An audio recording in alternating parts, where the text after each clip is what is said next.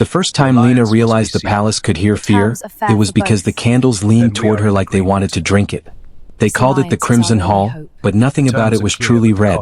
Not the marble, not the tall arches, not even the glass chandeliers that hung like frozen storms. The color lived in the light itself, a deep wine glow that dripped across everything and made every shadow look hungry.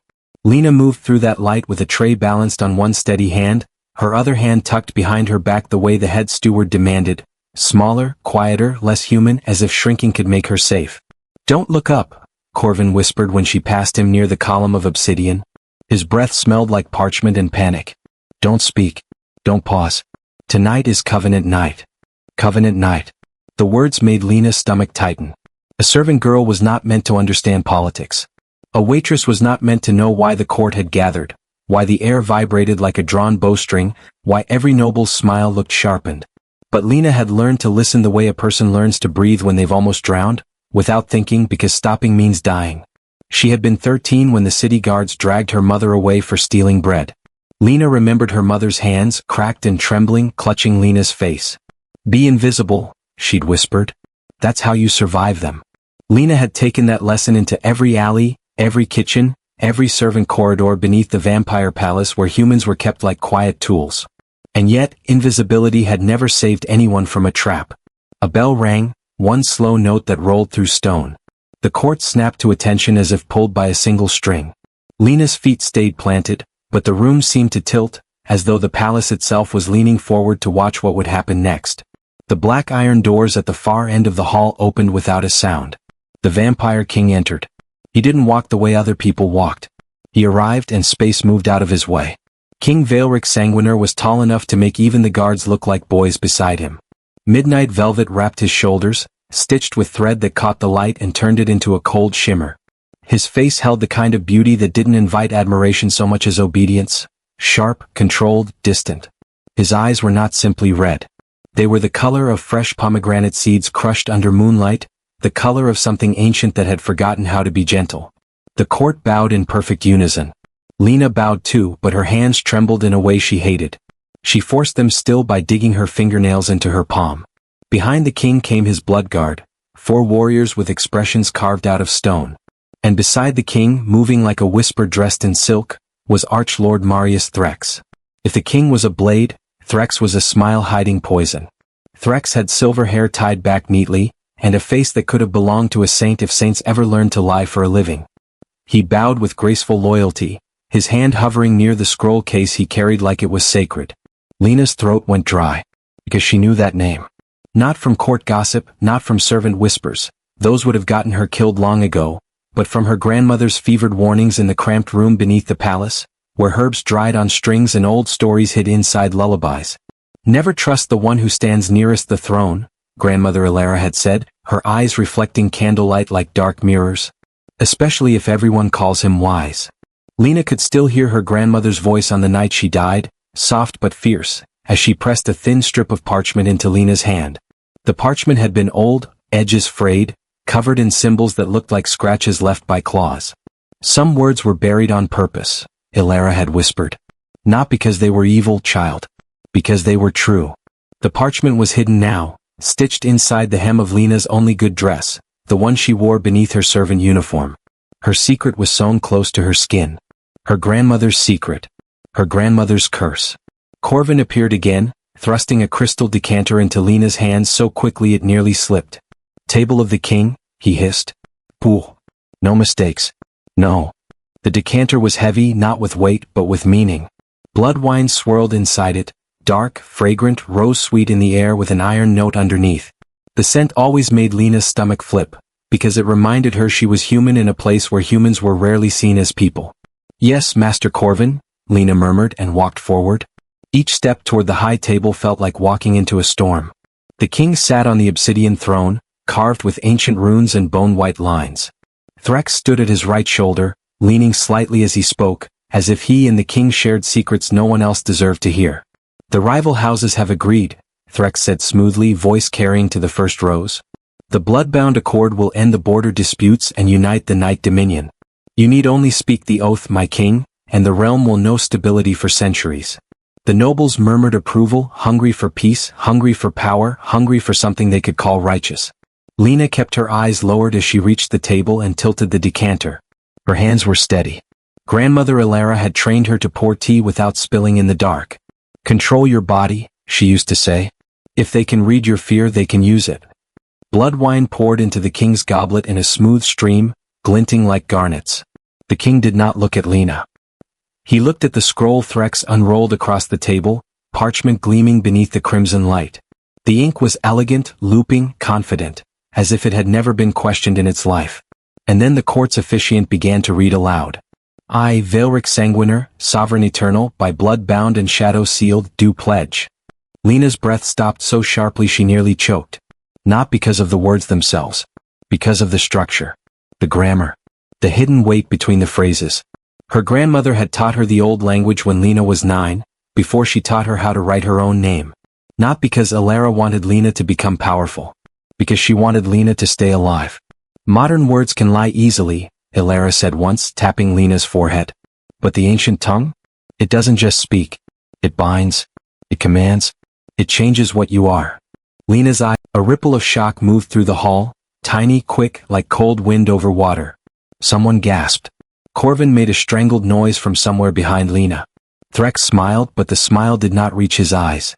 Your Majesty, he said gently as if speaking to a child, servants hear many things. They misunderstand. This girl is new. She. Silence, the king said. The single word froze the room. It was not shouted, but it landed like an iron chain. Threx's mouth shut. Corvin stopped mid-step, his face drained of blood. The king leaned forward slightly, his eyes bright and terrible. You are human, he said. A waitress. You Puwain. You survive by staying unseen. Lena's fingers tightened around the empty decanter. Yes, my lord. And you are warning me, Vaelric continued, that my advisor of 3 centuries is leading me into something harmful. Lena's lungs burned. She nodded. Yes. A murmur rose, angry and hungry. How dare she? Execute her. Humans should not speak. The king lifted his hand. The murmurs died like candles snuffed. His gaze never left Lena. Explain, he said, and there was something in his tone that wasn't only threat. It was curiosity sharpened into a weapon. Why? Threx stepped closer, still smiling. Your Majesty, this is beneath you. The covenant is. Vaelric did not look at him. I did not ask you. That, more than anything, made Threx's mask slip for half a heartbeat. Just enough for Lena to see something cold and furious beneath the elegance. Lena took one shaky breath. The words being read, she said, voice quiet but steadying, they're not just ceremonial. They're structured like a binding. Threx laughed softly. Binding? Your Majesty, we are formalizing ancient tradition. Of course the wording is archaic. It gives the ceremony weight.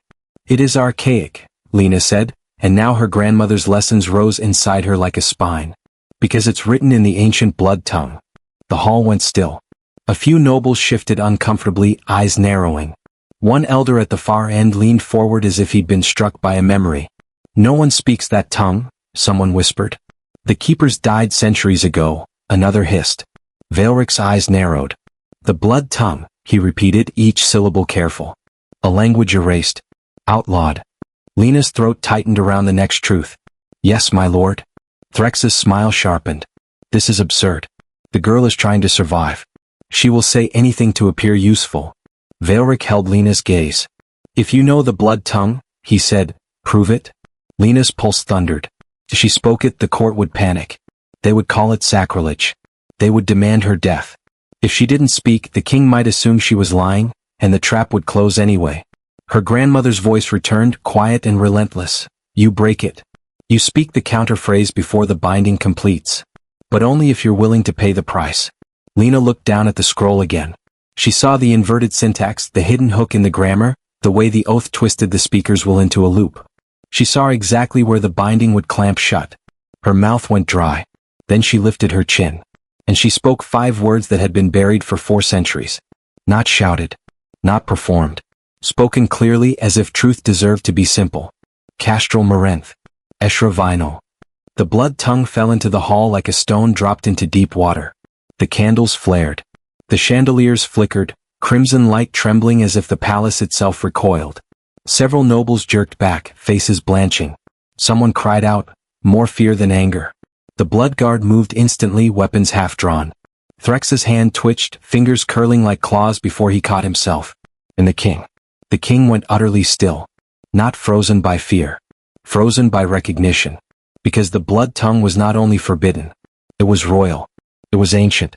It was proof that something everyone claimed was dead had been breathing quietly beneath their feet. Valeric rose from the throne. He moved around the table with deliberate calm, but Lena could feel the danger in every step. He stopped in front of her, towering close enough that the cold of him seemed to seep into her skin. Up close his beauty was worse. Too perfect. Too sharp. Like the world had sculpted him to be worshipped and feared. His gaze dropped to Lena's face, searching, measuring. You spoke, he said quietly, the tongue of the first blood courts. Lena forced herself not to flinch. Yes, my lord. Threx's voice cut in, sharper now, urgency scraping away elegance. Your Majesty, that language is sacrilege. By ancient law, any speaker must be executed immediately before the corruption spreads. Ancient law, Valeric repeated, still looking at Lena. Written by whom? Threx blinked once. By the Council of Shadows, after the Keeper purges. After the purges, Valeric echoed, and there was an edge in his calm now, a thin crack forming in the ice. And who benefited most from erasing the Keepers and their words? Threx's smile wavered. My king. Valeric lifted. The door closed with a slow finality that sounded too much like a lock. Valeric walked to the table and sat, his posture relaxed in a way that felt dangerous. Threx remained standing at his right shoulder, perfectly composed, like loyalty made human. Lena stood alone. The king studied her for a long moment. Then he spoke, quiet as a blade being drawn. Tell me your name, little human. Lena swallowed. Lena, my lord. Lena, Valeric repeated as if tasting the sound. And tell me, why did you risk death to warn me? Lena opened her mouth and her grandmother's lessons crowded her tongue. But before she could answer, Threx leaned forward slightly, voice smooth again. Too smooth. My king, he said, you are being manipulated. A servant who claims forbidden knowledge is either mad, or planted. Valeric's gaze never left Lena. Then we will find out which, he said. He leaned forward, red eyes burning into her. Speak, he commanded. Tell me the truth. Every part of it. Lena's chest tightened. Because the truth was bigger than the scroll. Bigger than Threx. Bigger than her. And once she said it, the entire Night Dominion would change. The chamber of questions did not echo. That was the first thing Lena noticed as silence stretched around her like a held breath. Stone swallowed sound here. Secrets stayed where they were spoken. The walls were black, polished by centuries of fear and confession, and the single torch burning with blue flame did not flicker, not even when King Valeric leaned forward. Speak, he repeated. The word was not loud, but it pressed against Lena's chest like an invisible hand. She had imagined this room in nightmares since childhood. Her grandmother used to whisper about it in half-sentences, always stopping herself, always crossing herself in the old human way that vampires mocked.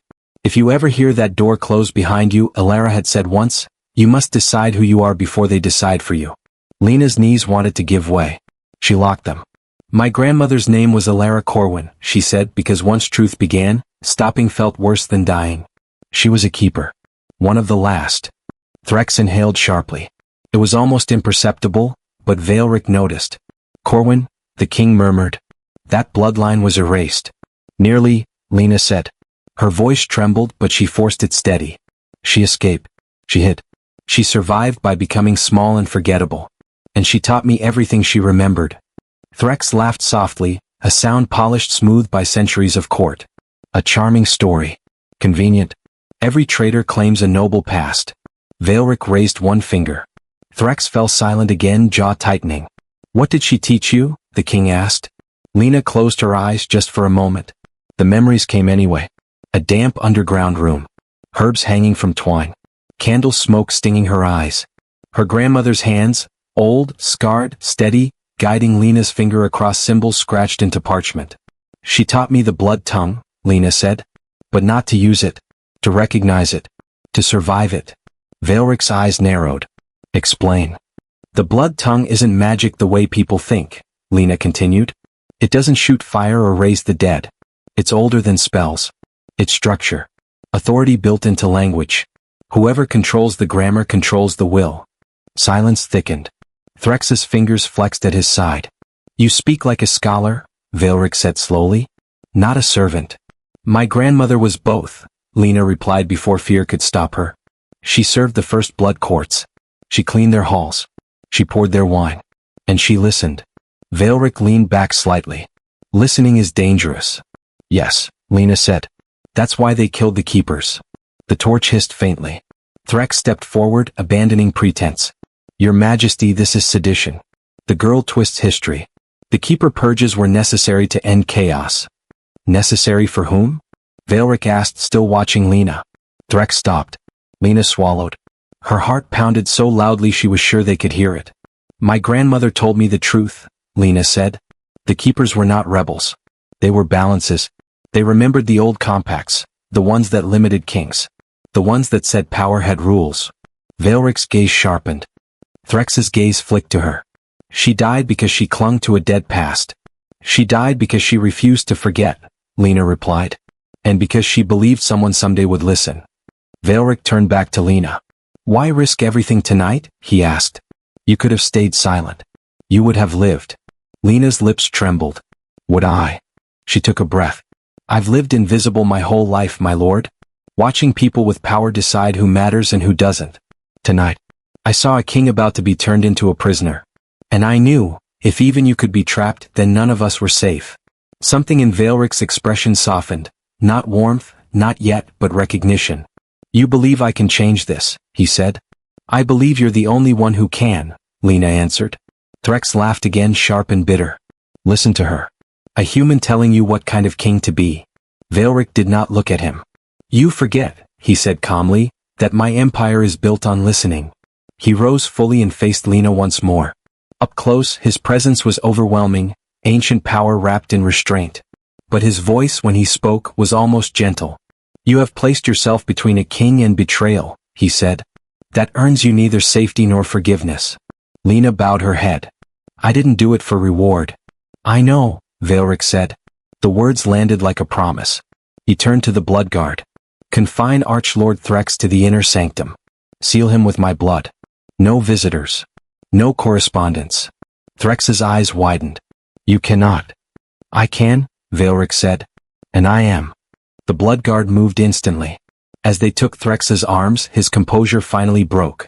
He struggled, fury spilling over. You will regret this, he hissed at Veilric. You need me. The council will tear you apart without my guidance. Veilric watched him coldly. We will see. The doors closed behind Threx with a final echoless thud. Silence returned, but it was different now. Cleaner. Sharper. Lena swayed. The adrenaline that had carried her through began to drain, leaving her body heavy and weak. She caught herself before she fell, fingers digging into her palms. Veilric noticed. He moved before she could stop him, steadying her with one hand at her elbow. His touch was cool, not cold, controlled. Careful, he said. The word startled her. No one had spoken to her like that in years. She pulled back instinctively, lowering her gaze. Forgive me, my lord. Veilric did not release her immediately. You are afraid of me, he observed. Yes, Lena admitted. And yet you spoke anyway, he said. Why? Lena hesitated. Then, softly, because fear doesn't disappear just because you bow to it. Veilric studied her as if seeing her for the first time, not as a threat, not as a tool, but as a person. You are no longer a servant, he said at last. Lena's head snapped up. My lord. You cannot return to invisibility, Veilric continued. Too many have seen you. Too many will want you silenced. Her heart raced. Then, what happens to me? Veilric turned toward the door, gesturing for her to follow. You stay where I can see you, he said. And where no one can harm you without answering to me. Lena's breath caught. That wasn't freedom. But it was protection. And in the night dominion that was everything. As the chamber door opened and blue torchlight spilled across the floor, Lena stepped forward, out of the shadows she had lived in all her life. Behind her, the walls of the Chamber of Questions watched in silence. And somewhere deep within the palace, ancient magic stirred, aware at last that a forgotten voice had been heard. Lena learned quickly that protection inside a vampire palace did not feel like safety. It felt like being placed beneath a glass dome, visible from every angle, admired by some, resented by many, and tested by all. The morning after the covenant was halted, the Night Dominion woke restless. Rumors slithered through marble corridors and servant passages alike, changing shape with every whisper. A human girl had spoken forbidden words. A king had imprisoned his own advisor. The blood tongue lived. By the time Lena was escorted from the servants' quarters to the upper wing, half the court already knew her name. Or thought they did. She's a witch. No, a keeper's spawn. They say the king touched her. That's a lie and less. The whispers scraped at Lena's nerves as she walked between two blood guard, her hands folded in front of her like a guest, not a prisoner. She wore a simple dark dress now, not a uniform. It fit her better than anything she'd ever owned, and that alone made her feel exposed. "You'll stay here," one of the guards said, opening a door carved with crescent moons and thorns. "Until His Majesty decides otherwise." The room beyond was large, high-ceilinged, and silent in a way that made Lena uneasy. A bed draped in black silk sat against the door, closed with a slow finality that sounded too much like a lock. Veilric walked to the table and sat, his posture relaxed in a way that felt dangerous. Threx remained standing at his right shoulder, perfectly composed, like loyalty made human. Lena stood alone. The king studied her for a long moment. Then he spoke, quiet as a blade being drawn. "Tell me your name, little human." Lena swallowed. "Lena, my lord." "Lena," Veilric repeated as if tasting the sound. "And tell me, why did you risk death to warn me?" Lena opened her mouth and her grandmother's lessons crowded her tongue. But before she could answer, Threx leaned forward slightly, voice smooth again. Too smooth. "My king," he said, "you are being manipulated. A servant who claims forbidden knowledge is either mad or planted." Veilric's gaze never left Lena. "Then we will find out which," he said. He leaned forward, red eyes burning into her. "Speak," he commanded. "Tell me the truth. Every part of it." Lena's chest tightened. Because the truth was bigger than the scroll. Bigger than Threx. Bigger than her. And once she said it, the entire Night Dominion would change. The chamber of questions did not echo. That was the first thing Lena noticed as silence stretched around her like a held breath. Stone swallowed sound here. Secrets stayed where they were spoken. The walls were black, polished by centuries of fear and confession, and the single torch burning with blue flame did not flicker, not even when King Veilric leaned forward.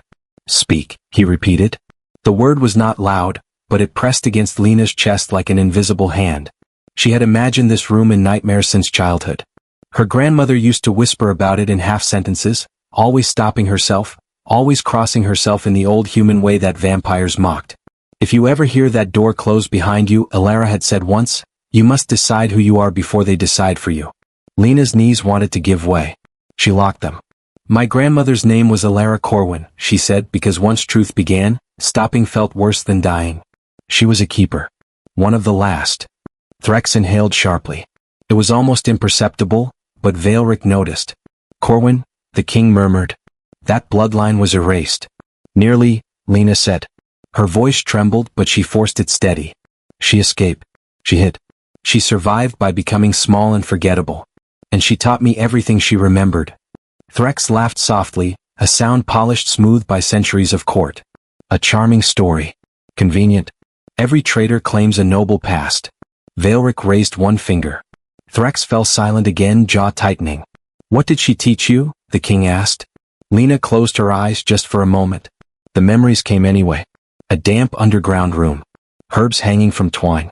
Candle smoke stinging her eyes. Her grandmother's hands, old, scarred, steady, guiding Lena's finger across symbols scratched into parchment. "She taught me the blood tongue," Lena said. "But not to use it.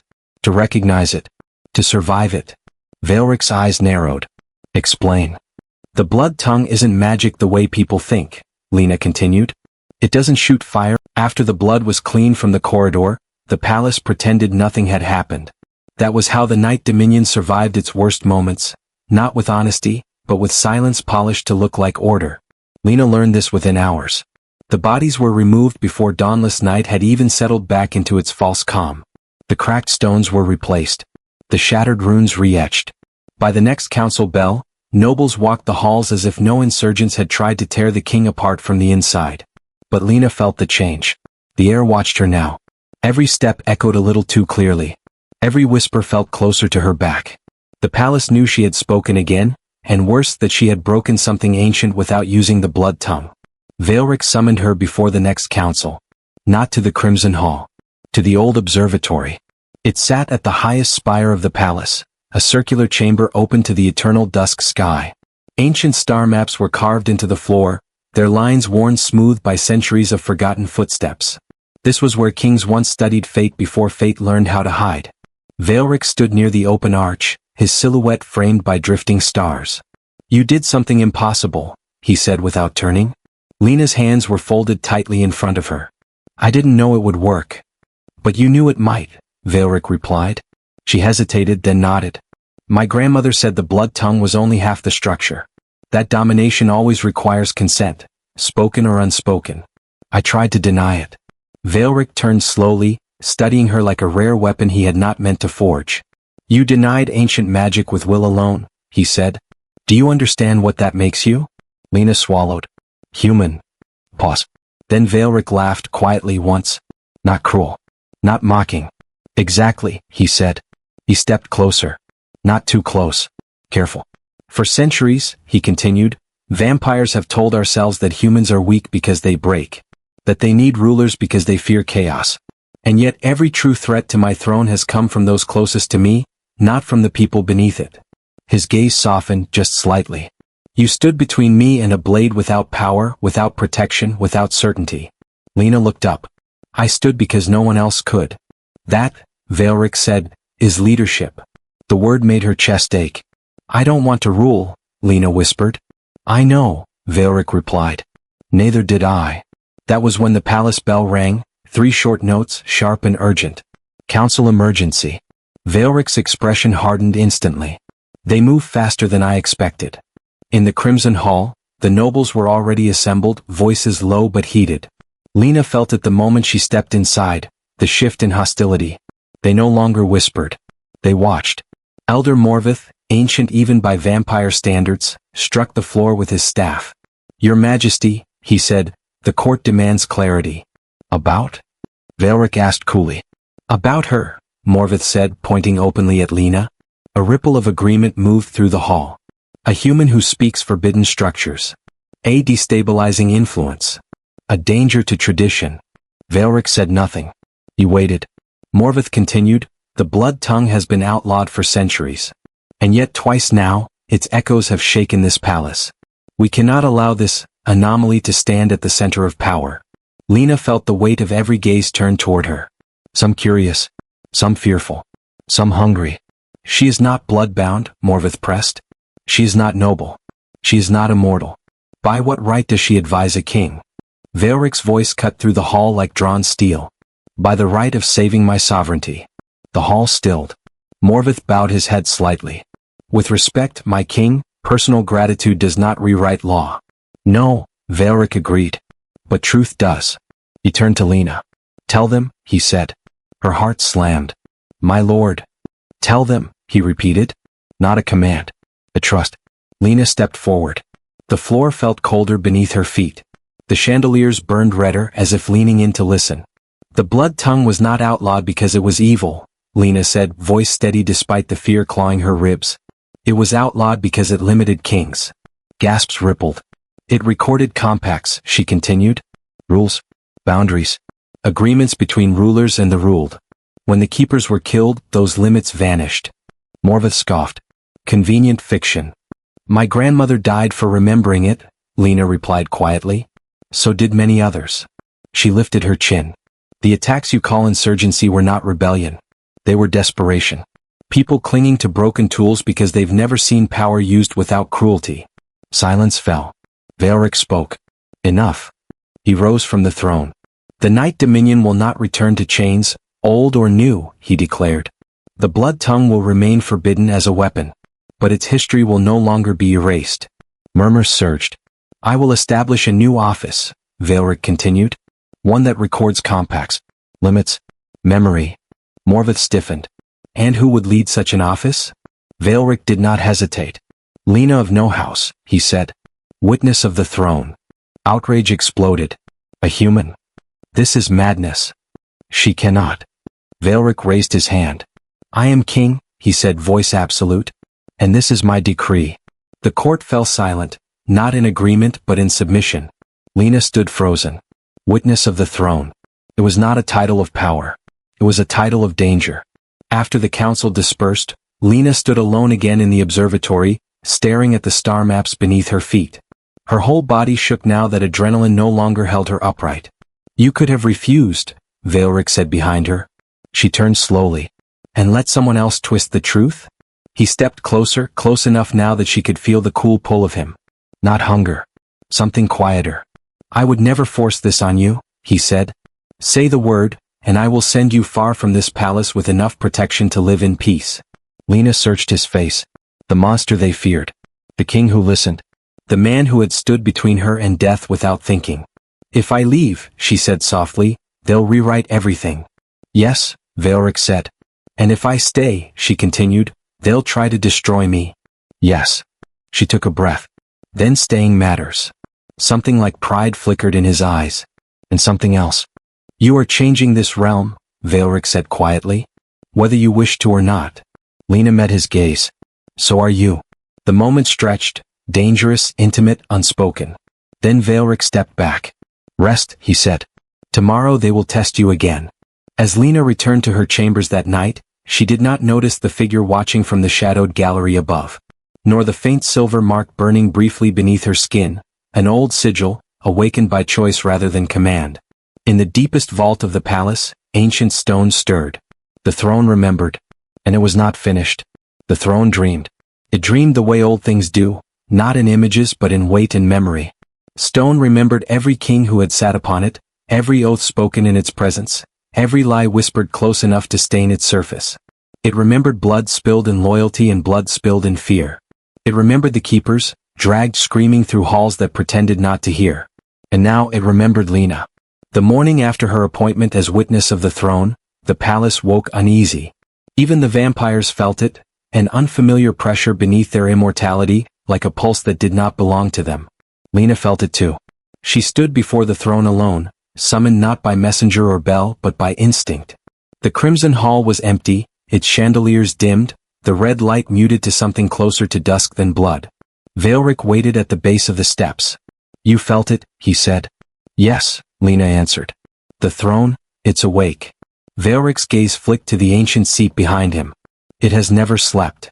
"It has," Lena said softly. "It forgot." She approached slowly, heart pounding. The closer she came, the heavier the air grew, not threatening but dense, like a held breath waiting for release. "This place was built to listen," Lena continued. "Not just to kings. To truth." Veilric watched her carefully. "And what does it hear now?" Lena laid her hand against the cold stone at the base of the throne. "I choose," she whispered. The sigil beneath her skin burned, hot, sharp, alive. The hall shuddered. Lines etched into the throne flared faint silver, spreading like veins through obsidian. Ancient runes long dulled by neglect reawakened, responding not to command but consent. Veilric stepped back instinctively. "What are you doing?" he asked, not in anger but awe. "I'm finishing what the keepers began," Lena said. "Restoring balance." The air thickened, magic coiling like breath drawn before speech. The throne recognized her, not as ruler, not as subject, but as anchor. A witness. The doors to the Crimson Hall burst open. Elder Morvith stormed in, flanked by nobles and guards, his expression twisted with fury and fear. "Your Majesty, this must stop at once." He froze. Everyone did. The throne pulsed. Not violently. Not cruelly. Truthfully. Voices echoed, not spoken aloud but remembered. Oaths replayed themselves. Compacts long ignored resurfaced, their meanings laid bare. Gasps filled the hall. "Impossible." "The throne judges." Veilric turned slowly to face the court. "No," he said. "It remembers." Morvith staggered back, clutching his staff as the magic pressed against him. "This is treason," he rasped. "She's binding the throne." Lena lifted her hand from the stone and faced them. "I bind nothing," she said. "I reveal." The sigil on her skin faded, leaving warmth behind. The throne quieted. Silence fell, deep, reverent, irrevocable. Veilric stepped forward. "From this day," he declared, "no decree will stand without record. No law without witness. No power without memory." His gaze swept the court. The age of silent cruelty ends now. Some nobles bowed. Others fled. Morvith sank to his knees, defeated not by force, but by truth he could no longer deny. Later, Much later, when the palace had settled into a wary new calm, Lena stood once more on the balcony overlooking the city. The blood lanterns below glowed softer tonight, their light less hungry. Veilric joined her. "You could have taken more," he said quietly. "The throne would have allowed it." Lena shook her head. "Power taken is power corrupted." He studied her. "You were meant to be queen." She met his gaze steadily. "I was meant to be heard." Pause. Then Veilric did something no one had ever seen a vampire king do. He bowed. Not to her title. To her. The gesture was brief, private, but its meaning was seismic. "You saved more than my sovereignty," he said. "You saved my choice." Lena's throat tightened. "And you used it." Their eyes held, no command, no hunger, no fear. Only respect. And something warmer, slower, dangerous in its own way. "I will walk beside you," Veilric said. "Not above. Not ahead." Lena exhaled. Then this realm might survive. The stars shifted overhead, ancient, distant, indifferent. But below them, in stone and blood and fragile hope, something new had taken root. The powerless had spoken. The powerful had listened. And the Night Dominion would never be the same. The end.